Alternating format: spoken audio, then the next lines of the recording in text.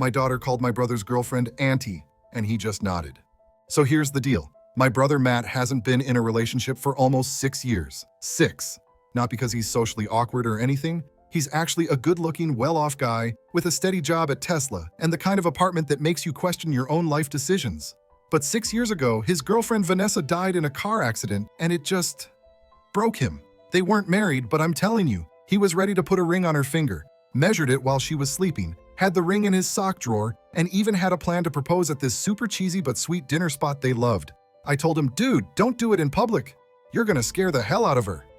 He promised he wouldn't, then boom, gone, just like that. She was hit by some drunk college kid running a red light, instantly dead. I still remember him calling me, voice cracking, saying, she's gone. I didn't even get to ask. And that was it. Since then, not a single date. My parents begged him to try therapy, dating apps, church groups, whatever. He said it wouldn't be fair to any woman when his heart's still with someone else. Anyway, yesterday we were at his place. Just me, my husband Greg, and our daughter Lily. She's 5 and starting to ask those curious, awkward little kid questions. We're in Matt's office, and Lily points at this framed photo on his desk. It's Vanessa, smiling with one of those big Starbucks frappies and wearing a Disney hoodie from their last trip together. Lily goes, "Who's that lady?" Matt glances over, kind of startled, and says quietly, "That's Vanessa. She was someone I really loved. I wanted to marry her," and Lily, with all the unfiltered innocence of a 5-year-old, blurts out, "Oh, so she's my auntie?" I swear Matt just froze. His lips barely moved, but he nodded, then turned away like he was busy fixing something on his laptop. But I saw it. His eyes were glassy. I think he was holding his breath. I should have said something. Literally anything. Changed the subject, made a joke, asked Lily to go find her crayons. But I just stood there, watching, like some background NPC. Greg, of course, was zero help. He just did his dumb half smile and said, "Kids, huh?" Like that meant anything. Later in the car, Greg said, "Well, maybe that was a good thing." Like closure. But I don't think it was. I don't even know what it was. I just keep hearing Lily's voice say, "So she's my auntie?" And I can't stop picturing Matt's face. So yeah, after that weird-ass moment with Lily calling Vanessa auntie, I thought things would kind of settle. Like maybe Matt would move past it, or at least not act weird. But nope. That night he texted me, just one sentence. "Don't bring her up again." I stared at the screen like, huh? I wasn't the one who brought her up. Your niece asked an innocent question. But whatever, I let it go. Matt doesn't do emotional processing like the rest of us. He bottles, then disappears into work or some hobby no one knows about. Last year it was chess. Before that, building a pizza oven in his backyard like he was suddenly Italian. Anyway, a week later was my dad's birthday dinner. Nothing fancy, just Chili's. My mom picked it because she's obsessed with those damn baby back ribs. Everyone was going. Me, Greg, Lily, my parents, my cousin Drew, and his new fiancée, who none of us really like but pretend to. Matt agreed to come, which shocked all of us because he usually avoids family celebrations like they're airborne diseases. He even said, "I'll bring dessert," which made my mom nearly cry. So we show up at the restaurant, and I swear to God, the second I walk in, I can feel the tension. Matt's already there, sitting with this box of cupcakes from some fancy-ass bakery in Palo Alto. And he looks fine, normal, calm, too calm. But then Lily runs up to him like she always does and says, "Hi, Uncle Matt. Did you bring pictures of Auntie Vanessa today?" He doesn't answer. He doesn't laugh. He doesn't even fake smile. He just stares at her. My dad goes, "Who's Auntie Vanessa?" Like he forgot the one traumatic event that nuked our family in 2019. My mom gasps, "Matt, she didn't mean anything." And Matt, this guy who literally never raises his voice, says, "Can we not do this tonight?" And Lily, poor kid, is now confused and whispering, "Did I say something bad?" I lean down and tell her, "No, baby, you're okay. Just don't say that name again right now, okay?" Matt pushes back from the table, stands up, and says, "Actually, I forgot I have work tomorrow. Sorry." Just like that, he bounces, leaves the fucking cupcakes, and walks out. My dad's like, "What the hell's his problem?" And my mom's trying to make excuses like, "He's still healing and grief is complicated." But everyone at that table was thinking the same thing. Lily broke him again. The ride home was quiet. Lily was upset, thinking she ruined dinner. Greg was doing his usual let's not get involved routine. And me? I was pissed. At Matthew. At myself. At all of it. So I called him the next morning. He didn't answer. I texted, "You're mad at me for something my 5-year-old said?" "Seriously?" He replied, "You let her call her that again. That's on you." Oh, okay. So now I'm supposed to pre-screen all possible names and phrases before my daughter opens her mouth? Got it, I replied. She asked an innocent question. You nodded. You didn't correct her. You made it real. So maybe sit with that instead of blaming a kindergartner. No response. Not for 2 days. Then my mom called and told me Matt didn't show up to his weekly visit with her and Dad. First time in 3 years he missed it. And I knew right then this wasn't about Lily. It was about the fact that for 5 seconds, someone, even a child, treated Vanessa like family again. And Matt couldn't handle that. All right, so here's where things start getting dicey. Because I did something I knew Matt wouldn't want me to do. But honestly, I don't regret it. So it's been like a week since the Chili's meltdown. Matt still isn't talking to me, still ghosting my mom. And Lily? She's been asking every single day if she upset Uncle Matt. Why won't he talk to me, Mama? Does he not love me anymore? Can I say sorry to Auntie Vanessa?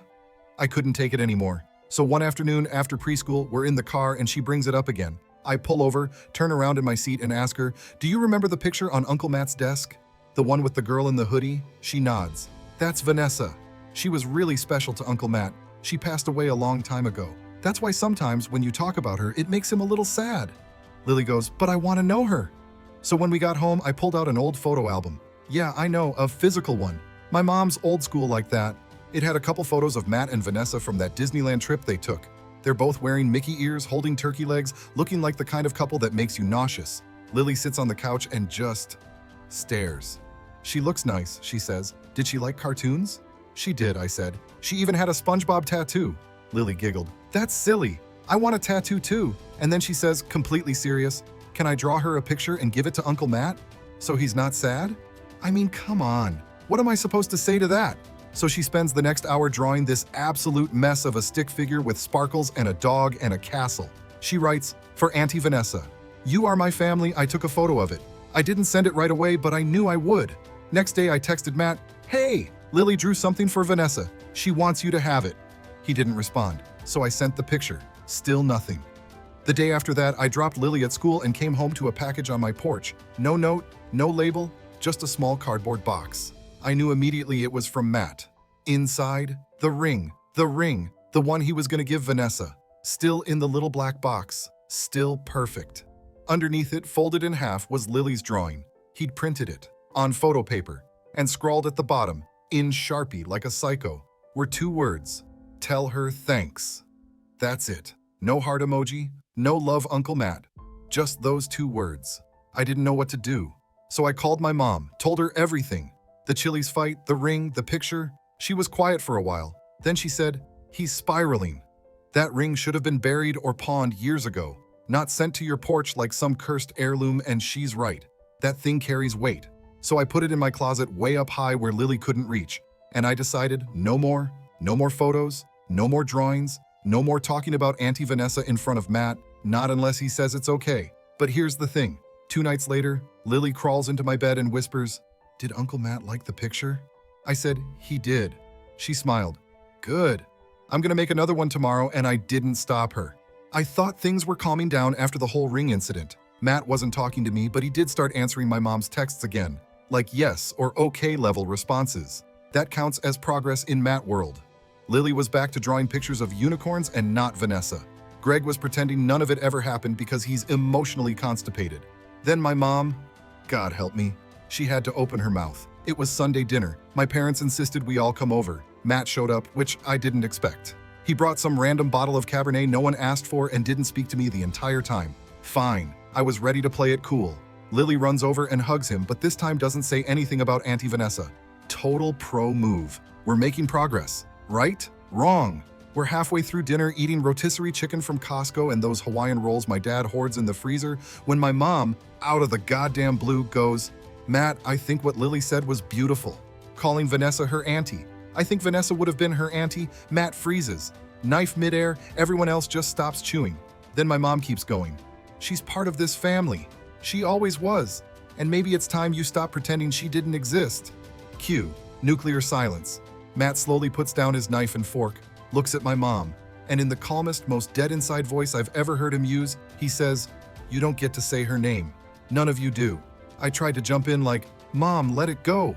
But she wouldn't shut up. No, I will say her name. Vanessa. Vanessa, who used to sit in this very kitchen and wash dishes while laughing at your dad's stupid jokes. Vanessa, who brought me flowers on my birthday. Vanessa, who, she's dead, Matt snaps. She's dead and you're using her like a prop in some emotional sob story. Then he turns to me and says, and you, showing pictures, letting your daughter draw things? Are you out of your goddamn mind? I go, she's 5. What do you want me to do, shove a therapy pamphlet in her lunchbox? Greg's just sitting there like a stunned pelican, and my dad finally slams his beer down and yells, all right, enough. But Matt's not done. He stands up and says, you all want Vanessa to still be part of this family? Cool. Then why weren't any of you at the fucking funeral? Silence. Because he's right. None of us went. It was a private service. He said he didn't want a big crowd. Said it was just going to be her family and a few of their friends. So we stayed away. Out of respect. That's what we thought. But apparently he took that as abandonment. He looks right at me and says, you said you'd help me pick the ring. You never asked about it again, and just like that, he walks out. Again. This time he takes the wine with him. Lily starts crying. My mom starts crying. My dad goes outside to smoke even though he quit last year. Greg finally says, well, that escalated, and I nearly stabbed him with my fork.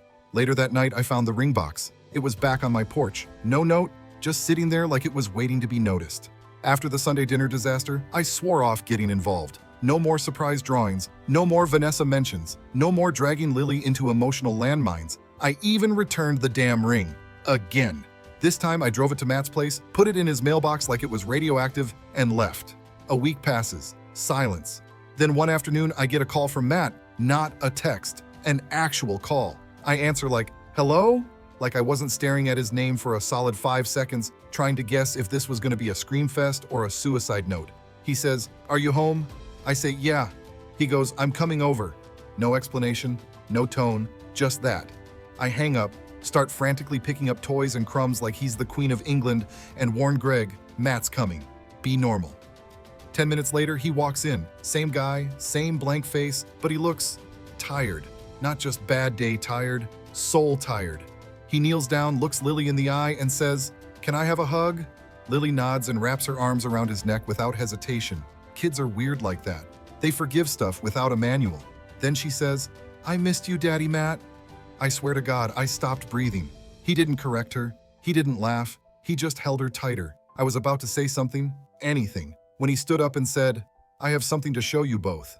He pulls out his phone and opens this photo folder. All Vanessa. Every picture he's ever taken with her. Her asleep in his car, feeding ducks, holding a giant IKEA lamp like it was a trophy. And then one I'd never seen. Her holding a baby onesie in Target, pointing to it and making this ridiculous face.